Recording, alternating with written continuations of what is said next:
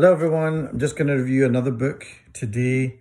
It's called The Courage to be Disliked, and by it's how to free yourself, change your life and achieve real happiness.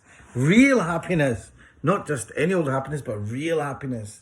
Anyway, this has been written by Ichiro, Kishimi and Fumitake Koga. So I picked this up thinking that it was going to be about Japanese philosophy, and it was nothing of the sort. What this actually is about the philosophy of somebody called Alfred Adler. I'd never heard of Alfred Adler, but the more I read about this book and looked up his theories, it turns out he's actually one of the giants of Western psychology, alongside, and we've all heard of Jung and we've heard of Freud, but this was Alfred Adler, who was the kind of third of the kind of trilogy, and he was the other giant, Alfred Adler, and basically the way that the book has been written, it's not an academic book. It's written as a conversation, so it's very Socratic.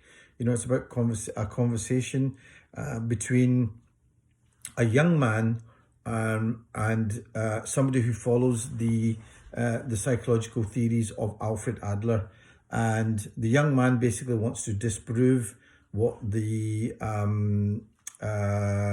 other person says and what he's talking about. He thinks he's full of rubbish, and the psychologist basically one by one sort of looks at the theories. They are based on the idea of Alfred Adler. So there's a few things that are different about this. So Alfred Adler didn't believe in the idea of etiology. Etiology is what Jung and Freud believed, that the past creates who you are in the present. There's things that happened, and because of them, that's who you've become in the present.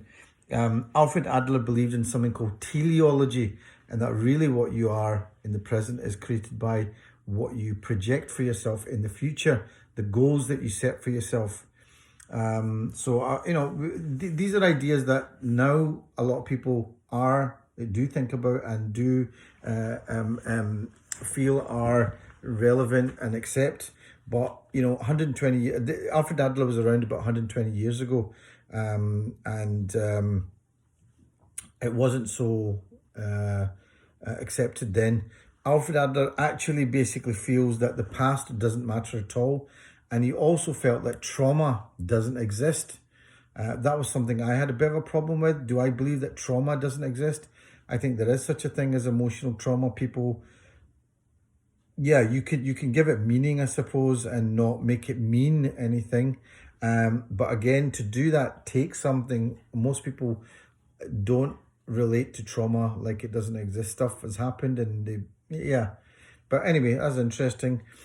What he thought was that people fix on certain flaws, and they fix on flaws in order to avoid dealing with things.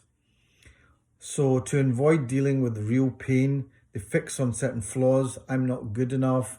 I'm not this enough. I'm not pretty enough. I'm not clever enough. I'm not rich enough.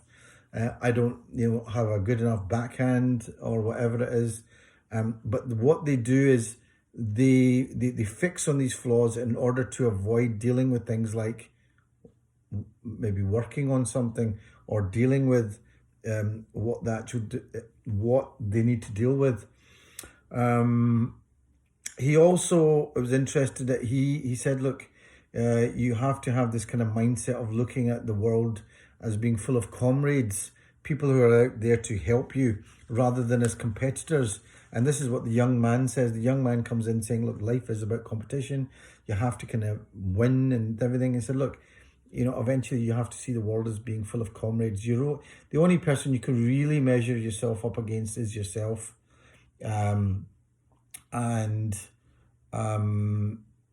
By measuring yourself up against other people, that will simply lead you to unhappiness. And I think there's definitely some truth there. I'm reading a book just now about this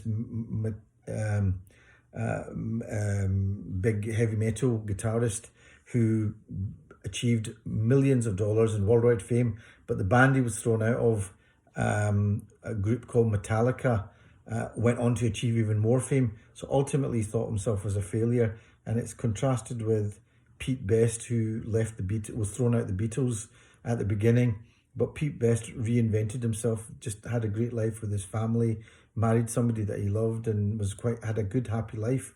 Didn't have all the adulation and the fame, but had lots of other things, and he saw life as a success. So that's from another book, but it's quite interesting how it's almost like Alfred Adler's ideas are kind of encapsulated in that and illustrated by that.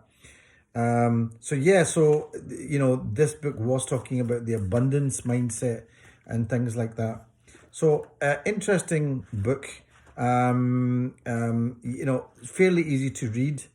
Personally, how did I find it? I found this book kind of a bit tough going. The reason being that I've done other personal development courses and things, and a lot of the stuff here is stuff that I think we kind of already know, but maybe we already know it because it's in the kind of culture now because of the work that Alfred Adler did. So I'm sure that when Alfred Adler brought a lot of this stuff into the mainstream or started talking about it, it probably wasn't that widely accepted.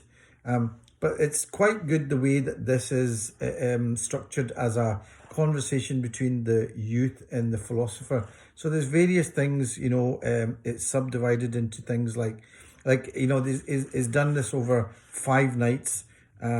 He talks about things like why trauma doesn't exist, people fabricating anger just to do the things that they want to do.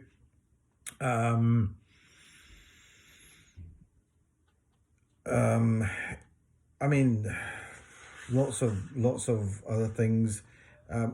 Life is a series of moments. These are things that a lot of people, we've kind of heard about now. Shining a light on the here and now, give meaning to seemingly meaningless life. I think because a lot of these concepts are now part of, like you said, like we said, the mainstream now. So you feel as if you've heard it before. And I think for that reason, maybe I didn't enjoy the book as much as I could.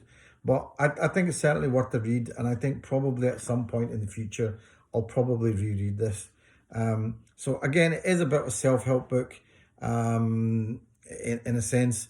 The Courage to be Disliked by Ichiro, Kishimi and Fumitake Koga. It's not about Japanese philosophy, which I was hoping it might have more of.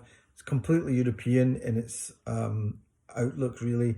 It just happens to be written by a couple of advocates of Alfred Adler's theories. Anyway, hope you enjoyed that, and maybe something you may want to read. Okay, thank you.